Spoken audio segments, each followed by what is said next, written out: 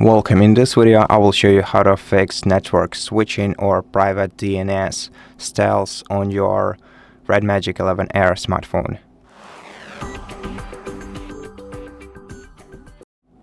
So to quickly resolve this issue, all we have to do is open the settings on our device, then go to connected devices and disable private DNS. So select private DNS and select off. Then tap save and then restart your phone for the changes to be applied. So hold down the power button for a couple of seconds and select restart and let your smartphone reboot. After that, the issue should be gone. And that's it for this video. Thank you for watching it. If you liked it, please consider subscribing to our channel, leave us a like and a comment below. And I'll see you in the next one.